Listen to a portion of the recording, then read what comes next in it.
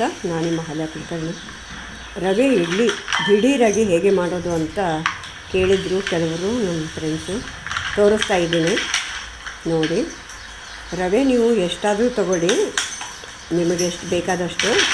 ಅದಕ್ಕೆ ಒಂದು ಸ್ವಲ್ಪ ಹುಳಿ ಮಜ್ಜಿಗೆ ಅಥವಾ ಹುಳಿ ಮೊಸರು ಅದು ಹಿಡಿದಷ್ಟು ನಿಮ್ಮ ಇಡ್ಲಿ ಹಿಟ್ಟು ನಾರ್ಮಲಾಗಿ ಹೇಗಿರುತ್ತಲ್ಲ ಹಾಗೆ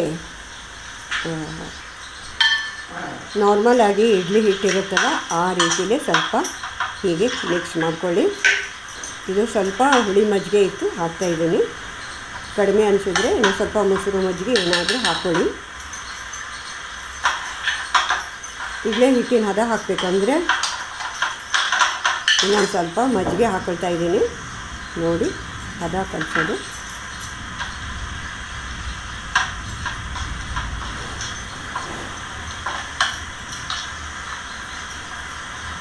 ನೋಡಿ, ಅಷ್ಟು ಬೇಸಾಗಿ ಆಗಬೇಕು.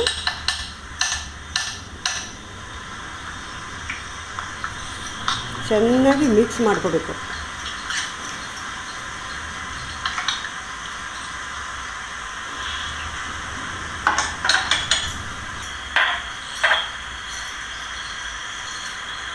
ಈಗ ಅದಕ್ಕೆ ಒಂದು ಚಿಟಿಕೆ ಅಂದರೆ ಒಂದು ಅಷ್ಟು ಅಡುಗೆ ಸೋಡಾನ ಗಂಟದು ಉಳಿಸ್ಕೋಬಾರ್ದು, ಚೆನ್ನಾಗಿ ತಿಕ್ಕಿ ಮಿಕ್ಸ್ ಮಾಡ್ಕೊಳ್ಳಿ. ಚೆನ್ನಾಗಿ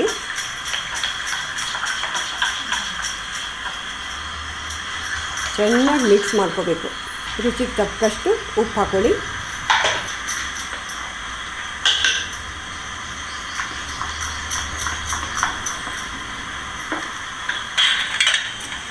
ನೀರು ಕುದೀತಾ ಇರಬೇಕು.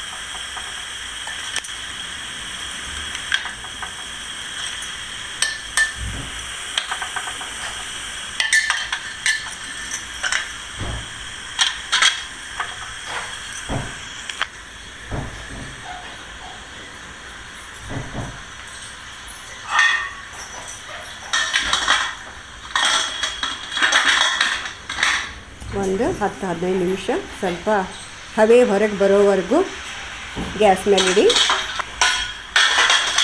ಈಗ ತೆಗೆದು ನೋಡಿ, ನಿಮ್ಮ ಇಡ್ಲಿ ರೆಡಿ ಆಗಿದೆ. ಸ್ಪಂಜ್ ಥರ ಪಫಿ ಇರುತ್ತೆ.